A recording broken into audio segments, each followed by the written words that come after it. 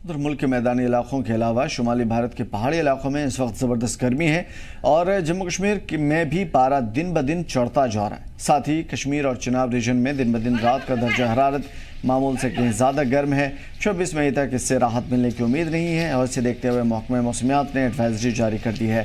Jammu reason के कठुआ समेत सभी ज़िलों में टेम्परेचर लगातार बढ़ रहा है।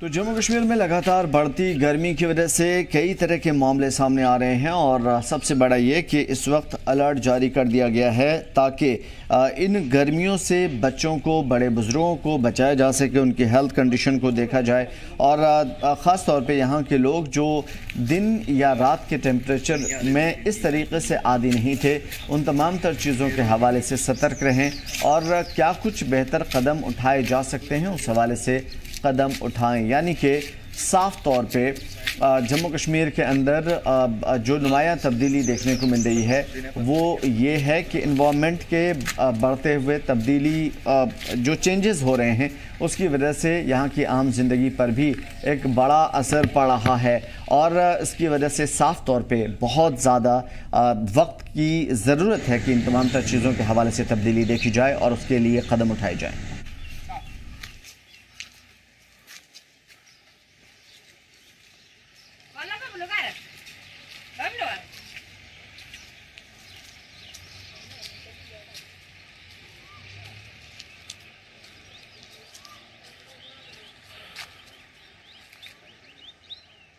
तो फिलहाल इस हवाले से क्या कुछ हो सकता है, डॉक्टर्स या एक्सपर्ट्स क्या मानते हैं, उन तमाम तर चीज़ों के हवाले से बातचीत करेंगे। डॉक्टर तौसीफ भट्ट हमारे साथ जुड़े हुए हैं, एनवायरमेंटलिस्ट हैं और ख़ास तौर पे इनकी खदमात काफ़ी ज़्यादा नुमाया रही हैं और लगातार लगे रहते हैं ये अपने माशरे, सोसाइटी, अपने डिस्ट्रिक्ट, अपने पूरे स्टेट की हिफाजत, मुल्क की हिफाजत के लिए। प्रोफेसर अशफाक आबिद साहब भी हमारे साथ जुड़े हुए हैं, चीफ साइंटिस्ट हैं, हेड हैं कृषि विज्ञान केंद्र के, और सोनम लोटस साहब भी हमारे साथ जुड़े हुए हैं, डायरेक्टर हैं आईएमडी के यूटी लद्दाख से। नाम में या डिजिग्नेशन में अगर थोड़ी बहुत कोताही रह गई हो तो मुझे माफ़ करिएगा इन तमाम तर चीज़ों के हवाले से। डॉक्टर तौसीफ भट्ट, मैं आपकी तरफ आऊँगा सीधा। फिलहाल जो सिचुएशन देख पा रहे हैं हम, लगातार इसके लिए बात भी करते रहे, लेकिन अब हालात थोड़े से और भी ज़्यादा बदल गए, अब एडवाइजरी तक जारी होने लगी है। क्या कुछ कहना चाहेंगे इस बदलते हुए हालात में?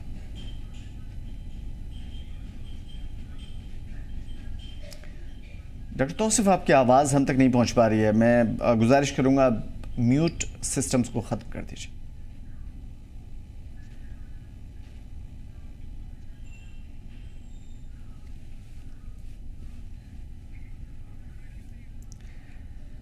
तो ये वो तस्वीरें हैं जो हमने रैंडमली अलग अलग जगह से ली है। लोगों के हालात थोड़े से बदले हुए हैं। 11 से 3-4 बजे के दरमियान बाहर निकलना यूं ही बहुत मुश्किल है। जम्मू कश्मीर में इसका असर बच्चों पे भी पड़ रहा है। स्कूल की जो टाइमिंग है उसको तब्दील करने की बात चल रही है, लगातार उस हवाले से कोशिशें हो रही है, लेकिन उसके बावजूद अभी हालात थोड़े से अलग हैं पहले के मुकाबले में। लेकिन हर एक चीज़ को हील करने का एक सिस्टम होता है, नेचुरल भी, और ख़ास तौर पर जो इस हवाले से एनवायरमेंटलिस्ट होते हैं या जो एक्सपर्ट्स होते हैं उनकी अपनी कारकर्दगी होती है, और जो साइंटिस्ट लगे रहते हैं उन तमाम तर चीज़ों के हवाले से। खुद जो आईएमडी इस सिलसिले में क्या कुछ करा, इस हवाले से भी हम जानने की कोशिश करेंगे। डॉक्टर तौसीफ, मैं आपकी तरफ ज़रूर आऊँगा, लेकिन उससे पहले ख़ास तौर पर मैं लेह लद्दाख का रुख कर लेता हूं। हमारे साथ जो सोनम साहब जुड़े हुए हैं, सोनम लोटा साहब, सबसे पहले आपके हालात जानने की कोशिश करूंगा, क्योंकि लद्दाख में हमने इस तरह की चीज़ें नहीं देखी थी, इवन जम्मू कश्मीर में भी ऐसे हालात नहीं देखे थे। फिर भी सबसे पहले आपके कमेंट्स चाहूँगा इस पर। जी शुक्रिया, thank you for having me on your show, thank you very much. यहाँ पे भी मुल्क की, बिल्कुल आपने जैसे फरमाया है, मुल्क की दूसरी जगहों की तरह यहाँ पे भी गर्मी बढ़ा है, और खुसूसन कल से पिछले 2-3 दिन से जो दिन का दर्जा रहा, जिसको हम मैक्सिमम टेम्परेचर बोलते हैं, गर्मी बढ़ा है। अभी करंट टेम्परेचर, जो हाईएस्ट टेम्परेचर अभी तक मई में रिकॉर्ड किया गया है लेह में 20 डिग्री सेल्सियस, अभी इस साल की मैं बात करूँ 20 डिग्री सेल्सियस रखता गया, जो कि लद्दाख जैसे पहाड़ी इलाका है, कोल्ड डेजर्ट एरिया के लिए कोई बिल्कुल एक मतलब एक गर्मी का वो है, एक मतलब थोड़ा गर्म है।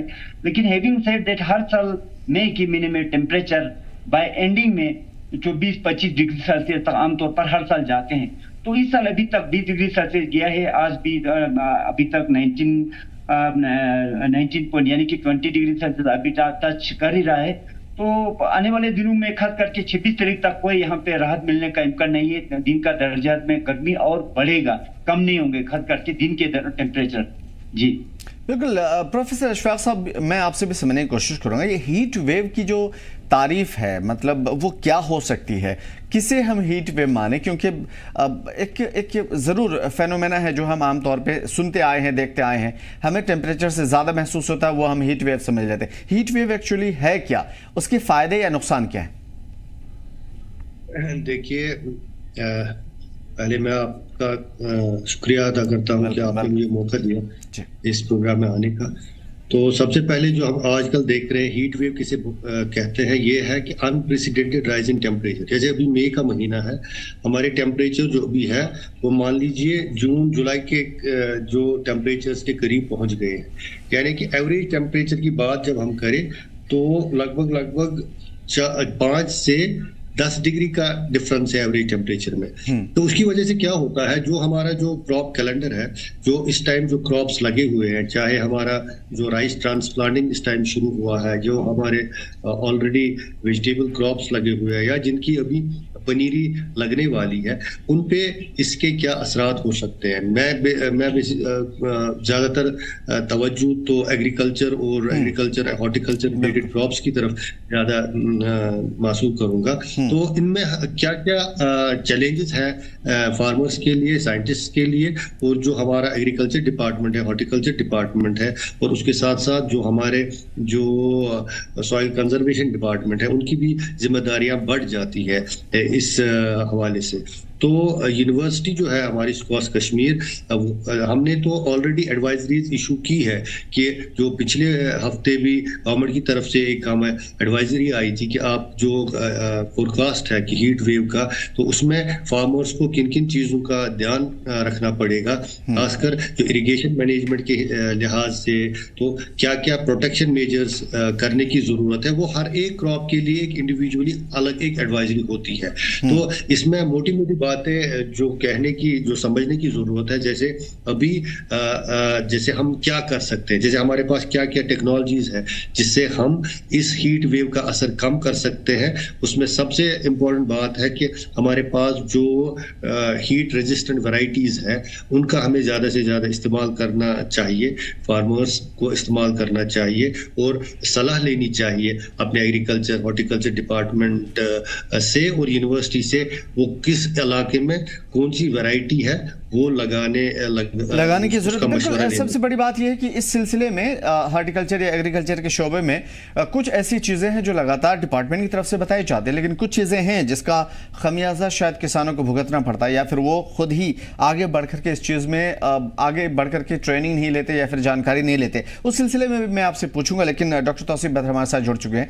तौसीफ बद्र साहब, मैं खासतौर पर आपसे ये ज़रूर समझने की कोशिश करूँगा, ये सिचुएशन जो बन रही पिछले 10 साल से हमें पता है, उसके पहले का नहीं पता, इस वजह से भी नहीं पता क्योंकि हमने शायद उस तरफ ध्यान नहीं दी थी या फिर इसे हल्के में लिया था, कह रहे ये सब कुछ तो नॉर्मल चल रहा है यहाँ पे, वैसे ही टेम्परेचर, वैसे ही सब कुछ महसूस हो रहा है, बर्फबारी हो रही है, बारिश हो रही है, सब कुछ वैसे। लेकिन पिछले 10-15 साल में हम लगातार देख पा रहे हैं कि धीरे धीरे लगातार गिरता जा रहा है सब कुछ। और आपने तब कोशिश शुरू की थी जब हमें महसूस भी नहीं हुआ था, हम लोगों को इस चीज़ के बारे में कुछ समझ में भी नहीं आ रहा था। तो मैं आपसे समझने की कोशिश करूंगा, ये जो पिछले 10-15 साल की कहानियां हैं, कथाएं हैं, इन कथाओं में सच्चाई कितनी है और क्या कुछ हो पा रहा है अब तक हमसे? जी देखिए आमिर भाई, जैसे आपने शुरुआत में जो आपने CEW यानी कि CEW का जो council on energy environment and water का एक रिपोर्ट आपने पढ़ा, जिसमें कि 57% जो हमारे इंडिया के जो हमारे कंट्री के जो हमारे डिस्ट्रिक्ट्स हैं वो अभी इसके जो हमारी हीट वेव के चपेट में आ गए हैं, और जो हमारे जो 76 ऑफ द टोटल पॉपुलेशन इसको इफेक्ट करती हैं। देखिए हीट वेव हम पिछले साल भी चिल्ला के कह रहे थे कि hottest year in last 132 years है, March was the hottest and other months not only in Jammu and Kashmir। लेकिन हमने जैसे समझना है कि लद्दाख जैसी जगह पे मई में आपका 20 डिग्री हो रहा है और कश्मीर जैसी जगह में अगर आपके 30, 35 या 36 डिग्री टेम्परेचर होता है कि ये कोई नॉर्मल बात नहीं है। देखिए क्या क्या कॉजेज हो सकते हैं। मेरे हिसाब से 3-4 चीजें हैं जो मेन कॉज है अबाउट द हीट वेव। सबसे पहला जो हमारा क्लाइमेट चेंज है, जैसे ग्लोबल वार्मिंग के बारे में हमने बहुत सारी बातें भी की है, उसके बारे में हम काफी वर्ल्ड वाइड भी हम बहुत सारी ऑर्गेनाइजेशंस के थ्रू काम भी करते हैं। लेकिन ग्लोबल वार्मिंग जो है कि बहुत बड़ा इशू है, पूरा ग्लोब का, पूरे विश्व का एक हिस्सा बना हुआ है। उसमें जो एज अ कंट्री और एज अ स्टेट हमारा जो जम्मू एंड कश्मीर लद्दाख है, हमारा उसमें कंट्रीब्यूशन बहुत कम है, लेकिन उसमें रिसीव हम सबसे ज्यादा कर रहे हैं क्योंकि टेम्परेचर वर्ल्ड वाइड बढ़ रहे हैं। वो इफेक्ट हमारे जो कूलर रीजन है लाइक लद्दाख, कश्मीर, उसको इफेक्ट कर रहा है। दूसरा जो डिफॉरेस्टेशन है, जो लॉस ऑफ फॉरेस्ट कवर है, जैसे पाइन और देवदार फॉरेस्ट है, वो काफी ज्यादा रिड्यूस हो गए हैं। जो हमारे जो बेसिकली नेचुरली जो हमारे इस एरिया को कूल करते थे, वो भी हमने काफी ज्यादा किसी हद तक। और उसके बावजूद जो एक मेजर रीजन अभी है दैट इज द अर्बनाइजेशन। देखिए कश्मीर में जैसी जगह पे जो एक इको फ्रेजाइल जगह है, मैं कश्मीर के बारे में ज्यादा बात करूंगा, इको फ्रेजाइल है बहुत ज्यादा। यहाँ की जो अनप्लान कंस्ट्रक्शन और कंक्रीट स्पॉल सिटीज, जो भी हमारी अर्बन हीट आइलैंड्स है, उसके बारे में हमारे पास कोई प्लान नहीं है। जब हम चला के बोल रहे थे कि एक अर्बन प्लान होना चाहिए, एक अर्बनाइजेशन का हमारा पूरा प्लान होना चाहिए, तब हमारा कोई सुन नहीं रहा था। और उसके बावजूद जो अभी हमारे ग्लेशियर, जो हमारे बड़े ग्लेशियर्स हैं, जिस स्पीड से वो मेल्ट हो रहे हैं हिमालयन रीजन्स में, जो हमारा वेदर पैटर्न है उसकी वजह से वो सारा चेंज हो गया है। और अभी भी हम कह रहे हैं कि we are saying it from last so many years, again and again हम चाहते हैं। लास्ट ईयर भी मैं चला के कह रहा था कि हम खाली हेडलाइन चेंज नहीं करना चाहते हैं कि आज सबसे हॉटेस्ट मंथ ऑफ द या हॉटेस्ट मंथ मार्च था 132 सालों में, खाली हेडलाइन चेंज होगी, अगले साल 133 साल होगा। और वही हो रहा है। आज आप मई में देखिए कि आज कश्मीर जैसी जगह में एंड मई पे आप समर वेकेशंस की बात कर रहे हैं, तो अभी तो मई तो अभी तो यहाँ समर स्टार्ट होने वाला था। जून जुलाई में होके फिर आगे कहीं गर्मी बढ़ती थी तो बच्चों को समर वेकेशन मिलती थी। आज आप देखिए कि हम इस कगार पे पहुंच गए हैं कि आज आपके मई में ही आप समर वेकेशंस के बारे में सोचना है, जबकि हमें यह समझना जरूरी पड़ेगा कि कश्मीर जैसी जगह में विंटर वेकेशंस का पीरियड 3 महीने होता है या 2.5 महीने होता है या 2 महीने से ज्यादा होता है। समर वेकेशंस की यहाँ पहले जरूरत ही नहीं पड़ती थी। आज आप देखिए कि आप इस कगार पे पहुंच गए हैं कि जहां पे हम समर वेकेशन की बात मई में ही अभी कर रहे हैं। अभी मई का महीना ही चल रहा है। और हमारे जो एग्रीकल्चर प्रैक्टिसेस है, जैसे अभी इशफाक साहब ने भी कहा कि एग्रीकल्चर प्रैक्टिसेस है जो हमारे बेसिकली वाटर इंटेंसिव क्रॉप्स है, जैसे राइस हो गया, वो भी क्योंकि ग्राउंड वाटर हमारा डिप्लीट हो रहा है और हमारे जो एक्सक्रेबेट्स ड्रॉट्स वगैरह आ रहे हैं वो भी काफी ज्यादा बढ़ रहे हैं। तो इसके लिए मुझे लगता है कि हम सबको एक मिलजुल के एक सब लोगों को अपना पार्ट प्ले करना पड़ेगा। मैं हमेशा कहता हूं कि environment is not only the concern of the experts और scientists, it is concern of everyone who is living on this earth, चाहे वो किसी भी प्रोफेशन का हो, चाहे वो किसी भी जात का हो, चाहे वो किसी भी मजहब का हो। एनवायरनमेंट एक ऐसी चीज है जो एक ग्लोबल इशू बन गया है और इसको एड्रेस करने के लिए हमें सब लोगों को हर एक की हिस्सेदारी, जिम्मेदारी है और उसे निभानी पड़ेगी। बिल्कुल बड़ी बात कही आपने। सोनम लोटा साहब, मैं खास तौर पे आपसे समझने की कोशिश करूंगा। अभी तो बहुत सारी चीजें हैं जो लद्दाख में तब्दील होनी है, चेंज होनी है। अभी डेवलपमेंट प्रोजेक्ट की तैयारियां चली है, न जाने कितनी सारी चीजें लद्दाख में और होंगी। हालांकि आप लोग लगातार कोशिश करते रहे कि यहाँ पे डेवलपमेंट प्रोजेक्ट के नाम पर कुछ ऐसी चीजें ना की जाए जो यहाँ के इन्वायरमेंट को नुकसान पहुंचाए, लेकिन उसके बावजूद अभी तो शुरुआत भी नहीं हुई है, लेकिन लद्दाख में पैटर्न बदल रहे हैं जिस तरीके से हम लोग बात कर रहे थे अभी। उसके अलावा पानी की किल्लत देखने को मिल रही है। जो मौसम जिस टाइम पे जितनी होनी चाहिए थी वहां पे वो उसका पैटर्न भी चेंज हो गया है। तो क्या आपको लग रहा है कि आने वाले दिनों में लद्दाख के लिए और भी ज्यादा चैलेंजेस हैं? बिल्कुल। सबसे पहले तो मैं आपको ये कहना चाहूंगा हीट वेव का डेफिनेशन। तो हीट वेव का डेफिनेशन ये है, प्लेन्स में, plains like Jammu and other parts of India, जो प्लेन्स में जब मैक्सिमम दिन का मैक्सिमम टेम्परेचर 40 डिग्री से मोर देन 40 डिग्री से आप जाते हैं तो हीट वेव जनरली हम डिक्लेयर करते हैं। एक्चुअली इसका भी 2-3 कंडीशन है। एक, departure from the normal, then दूसरा व्हेन टेम्परेचर में maximum temperature reaches more than 45 degree, तब हम heat declare. Then heat wave, severe heat wave, जब मैक्सिमम टेम्परेचर 6.4 डिग्री सेल्सियस से जब 40 मतलब नॉर्मल से जब ज्यादा जाते हैं तो सीवियर हीट वेव कहते हैं। और इसका इम्पैक्ट भी काफी नेगेटिव इम्पैक्ट है, आपको पता ही है। हिली रीजन लाइक कश्मीर हो या लद्दाख जैसे एरिया के, लद्दाख के लिए तो फिर वैसे भी अलग, क्योंकि लद्दाख का जो है इवोपरेशन क्या बोलते हैं, यहाँ पे ह्यूमिडिटी बहुत लो ह्यूमिडिटी है, कोल्ड रीजन है, जिसकी वजह से लद्दाख का कैरेक्टर अलग है। लेकिन वही जैसे हिली रीजन लाइक शिमला हो या भदरवा हो या कश्मीर हो, तो यहाँ पे टेम्परेचर जब दिन का टेम्परेचर 30 डिग्री से जब ज्यादा जाते हैं तो इसको हीट वेव डिक्लेयर किया जाता है। जैसे आज कश्मीर का, श्रीनगर का आज का टेम्परेचर 33 डिग्री सेल्सियस अभी तक टच किया गया है, and I hope it will not इससे थोड़ा ज्यादा ना जाए। तो लेकिन कुल मिला के ये है कि हीट वेव कंडीशन चंद जगहों पे है अभी। तो यूटी एडमिनिस्ट्रेशन ने ऑलरेडी मतलब वो डूज एंड डोंट्स, इसको कैसे मिटिगेट करना है, कैसे मैनेज करना है, वो ऑलरेडी एडवाइजरी लोगों को जारी किया है।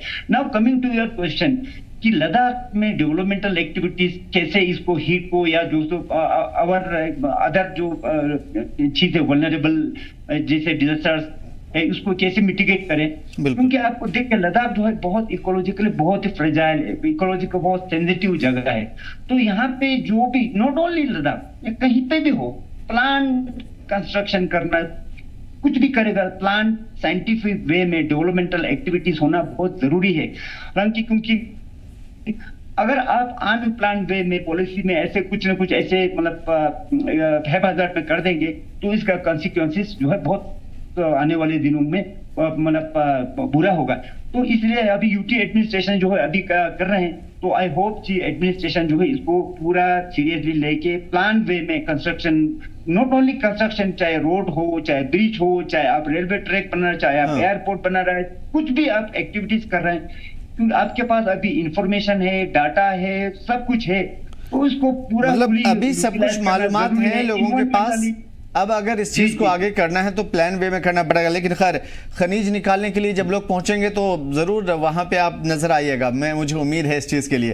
खैर प्रोफेसर साहब, मैं खासतौर पे आपसे समझने की कोशिश करूंगा, एग्रीकल्चर हॉर्टिकल्चर का जो शोबा है जम्मू कश्मीर में, पुरानी रिपोर्ट के हिसाब से 78% डिपेंडेंसी है जीडीपी की। मैं आपसे समझने की कोशिश करूंगा, टूरिज्म से अलग हट करके एक बड़ा तबका है जम्मू कश्मीर का जिसका एग्रीकल्चर हॉर्टिकल्चर ही है जो मेन सोर्स है, इवन जम्मू कश्मीर के लिए भी, उनकी जीडीपी के लिए भी।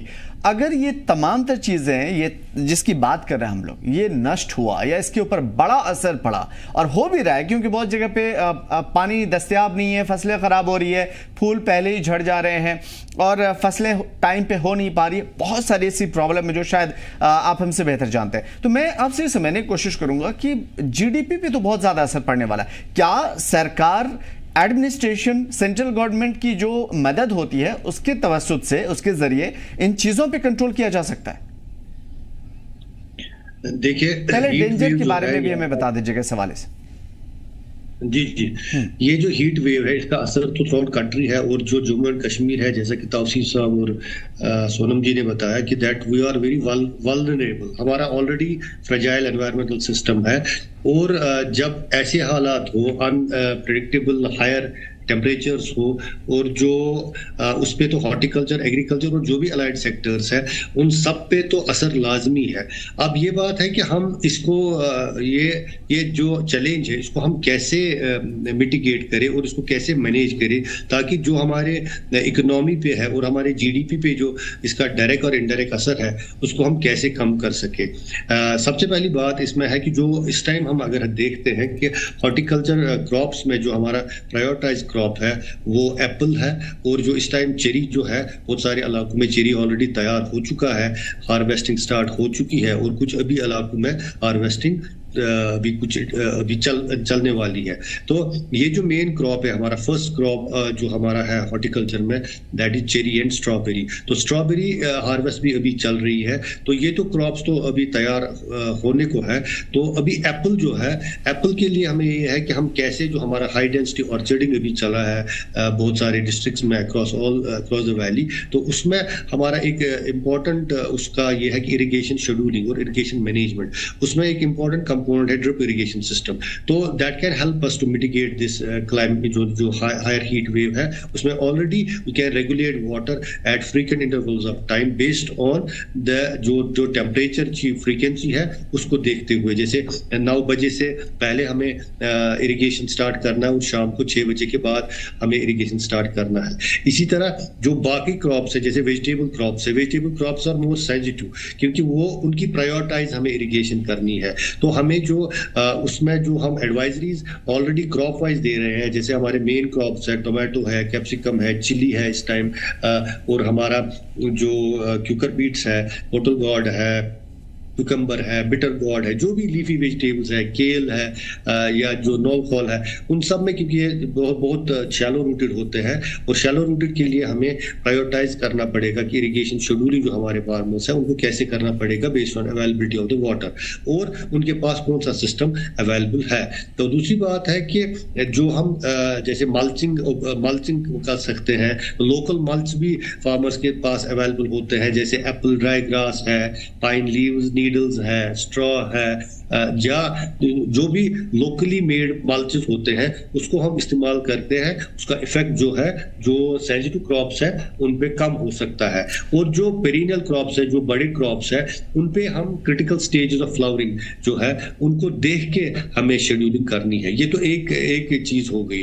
दूसरा है कि जो हमारा प्रोड्यूस है, जो हमारा हार्वेस्ट है, क्योंकि हायर टेम्परेचर है, हीट वेव है, उसको भी हमें कैसे ज्यादा दिन तक हम कैसे उसको रख सकते हैं, उसके लिए भी टेक्नोलॉजीज मौजूद है और लोगों को वो टेक्नोलॉजीज अडॉप्ट करने की जरूरत है, उनको जुड़ने की जरूरत है एग्रीकल्चर डिपार्टमेंट के साथ वेजिटेबल्स के लिए और हॉर्टिकल्चर डिपार्टमेंट के साथ जो है हॉर्टिकल्चर क्रॉप्स के लिए। इसी तरह जो चैलेंजेस इसमें है, इसमें बेसिक चैलेंजेस जो है वो है इंसेक्ट पेस्ट जो है, नए इंसेक्ट पेस्ट जो है चैलेंजेस है। तो नए इंसेक्ट पेस्ट है जिसमें बहुत सारे माइट्स होते हैं, थ्रिप्स होते हैं, व्हाइट फ्लाइज है। इसी तरह जो प्रोटेक्टेड स्ट्रक्चर्स है, प्रोटेक्टेड स्ट्रक्चर्स में जो क्रॉप्स हम लगाते हैं, चाहे वेजिटेबल क्रॉप्स हो, फ्लोरिकल्चर क्रॉप्स हो या और भी जो है बल्बस क्रॉप्स हो, उसमें भी ये चैलेंज है पेस्ट मैनेजमेंट और वाटर मैनेजमेंट। और हमें कब उसमें क्या क्या करने की जरूरत है, एक इंटीग्रेटेड अप्रोच को अडॉप्ट करने की जरूरत है ताकि जो इस हीट वेव का इफेक्ट है उसको हम मिनिमाइज कर सके और जो इकोनॉमिक लॉसेस अभी हम परसीव कर रहे हैं या प्रिडिक्ट कर रहे हैं उसको हम जो है जानकारी से और टेक्नोलॉजी को अडॉप्ट करके जो भी लोकल अवेलेबल टेक्नोलॉजी है, जो रिकमेंडेशंस ऑलरेडी डिपार्टमेंट की है या यूनिवर्सिटीज के है, तो लार्ज स्केल अवेयरनेस की जरूरत है। और university already has taken a lot of steps to its extension machinery और मुझे लगता है कि डिपार्टमेंट ऑफ एग्रीकल्चर उनका बड़ा नेटवर्क है और हॉर्टिकल्चर डिपार्टमेंट का भी एक बड़ा नेटवर्क है। तो लोगों को उनकी एडवाइजरीज पे अमल करने की जरूरत है और क्योंकि अगर इसके अलावा कोई रास्ता भी नहीं बचा हुआ है। और मैं जो देख पा रहा हूँ लोग चेंज भी हो रहे हैं, बदल रहे हैं, क्रॉप बदलता जा रहा है और इन तमाम तर मौसम की तब्दीली के साथ साथ खास तौर पे डिपार्टमेंट भी बदल रहा है और किसान भी। लेकिन एक डॉक्टर तौसीफ, एक खास चीज में पर्सनली जो मैं जानना चाहता हूँ, फ्रिज से बाहर अगर कहीं बर्फबारी सही तरीके से देखने को मिलती है, दिल भरने वाला तो जम्मू कश्मीर है, लद्दाख है, लेकिन इस वक्त जो सिचुएशन देखने को मिल रही है जम्मू कश्मीर में वो बहुत ज़्यादा अलग है। मतलब ग्लेशियर्स पिघल रहे हैं आपके बुरी तरीके से, उस पर कोई कदम नहीं उठाया जा रहा है, पानी की जो किल्लत है वो तो है ही लगातार। तो ओवरऑल क्या ये सिचुएशन अगर रही तो दोबारा नेचर अपने आप को हील कर लेगा या फिर हमें खुद से इन तमाम तर चीजों को बचाने के लिए कदम उठाने होंगे? लास्ट कॉल जी। देखिए हमारे पास बेसिकली समझने के लिए बहुत कुछ है। जैसे अशफाक भाई ने भी बहुत सही कहा कि he has talked much about कि what is the agriculture impact क्या है, लेकिन इसके साथ साथ हमें ये भी समझना पड़ेगा कुदरत का तो सही कानून है कि वो अपने आप को over the period of time वो अपने आप को रिवाइव करती है। लेकिन अभी जो हमारे पास 3 मेन चैलेंजेस है, एक एग्रीकल्चर है जो हीट वेव की वजह से मैं कह रहा हूँ socio economic impact what we called है, उसमें एक एग्रीकल्चर है, उस पर तो अशफाक साहब ने बात कर ली, लेकिन इसके साथ साथ हमारा टूरिज्म और हेल्थ क्राइसिस भी है जिसके बारे में मैं बताना चाहूंगा कि जो हमारा टूरिज्म है, आपको पता है कि अमरनाथ यात्रा जी की जो अमरनाथ यात्रा कुछ इस महीने भर में स्टार्ट होने वाली है। लेकिन इसका जब आप देख रहे हैं कि जिस हिसाब से टेम्परेचर बढ़ रहा है उसके हिसाब से डायरेक्टली जो हमारा लाइवलीहुड उन पे जो डिपेंडेंट पिलग्रिमेज का जो डिपेंडेंट उस पे होते हैं हमारे टूर गाइड्स वगैरह या जो भी हमारे यूथ होते हैं उनके ऊपर काफी ज्यादा असर पड़ेगा। लेकिन उसके बावजूद एक और हमारे पास, जैसे आपने रिपोर्ट में पढ़ा कि जो हमारा जो council on energy and environment water का जो हमारा रिपोर्ट है और WHO का रिपोर्ट है, उसके हिसाब से भी जो हेल्थ इफेक्ट्स इसके हैं वो बहुत ही ज्यादा है। क्योंकि आप देख रहे हैं कि अभी आगे आने वाले, क्योंकि हम उस इलाके में रहते हैं, जैसे सोनम जी ने भी कहा कि एक नॉर्मल जगह नहीं है जहां पे आप 40 डिग्री डिस्कस करेंगे। ये दिल्ली, बॉम्बे या बाकी जैसी जगहों की तरह नहीं है, ये कश्मीर है, ये लद्दाख है जहां पे मई में आपका कभी इस इतना टेम्परेचर नहीं हुआ है। तो इसके साथ साथ आपके जो सोशल इकोनॉमिक इंपैक्ट्स है उसके बारे में भी हमें बात करनी पड़ेगी, उसके ऊपर भी हमें नजर रखना पड़ेगा, हमें अपने लोगों को अवेयर करना पड़ेगा, क्योंकि हीट स्ट्रोक्स और डिहाइड्रेशन कॉमन हो जाएगा। उसके लिए हम प्रिपेयर हैं, उसके लिए क्या उस हिसाब के लिए जब हीट वेव चली गई है, हम तो पहले बहुत सारे सालों से हम कह रहे थे कि एक ऐसा टाइम आएगा जब मई एक हॉटेस्ट टाइम होगा, और कभी कभार ऐसा भी हो सकता है कि जो आपका जून का महीना है, वो कश्मीर का जो जून का टेम्परेचर है वो कहीं दूसरे स्टेट से जो हमारे नजदीकी पड़ोसी स्टेट्स हैं उससे ज्यादा हो सकता है। तब तो लोगों को शायद इस चीज पे यकीन नहीं हो रहा था, या लोग इसके बारे में ज्यादा सीरियस ये बड़ी बात है, क्योंकि देखिए जम्मू कश्मीर की जो अपनी पहचान है एज अ जन्नत, मुझे लगता है कि एक मजाया अंदाज में कहा जाए तो जन्नत का ऐसी खराब हो रहा है और इसे ठीक करना बहुत जरूरी है, और इन तमाम तर चीज़ों के हवाले से पहले से तैयारी करनी पड़ेगी। खास तौर पे डॉक्टर तौसीफ जैसे लोग, खास तौर पे प्रोफेसर अशफाक जैसे लोग, और ख़ास तौर पे सोनम लोटस जैसे लोग जो कोशिश कर रहे हैं, जो उनका तजुर्बा है, जो उनकी तालीम इंफॉर्मेशन है, वो इन चीज़ों को समझ करके, इस जनरेशन को समझ करके, डिपार्टमेंट को इन चीज़ों की समझ करके फौरी तौर पे एक बड़ा कदम उठाना पड़ेगा, चाहे उसके लिए एक पूरा प्लान तरतीब दिया जाए। कैसे होगा, यकीनन उम्मीद है कि इस चीज़ को हम आगे बढ़ा सकते हैं, लेकिन आज वक्त की किल्लत की वजह से हम शायद इससे आगे नहीं बढ़ पाएंगे। लेकिन उम्मीद यही है कि आप तीनों हजरात से दोबारा हम बात करें, अलग अलग चीज़ों को डिस्कस करें और इन हवाले से क्या कुछ हम कदम उठा सकते हैं उसके बारे में जान सकें। बहुत बहुत शुक्रिया लोटा साहब, बहुत बहुत शुक्रिया हमारे साथ जुड़ने के लिए, प्रोफेसर साहब, और तमाम तर मालूमात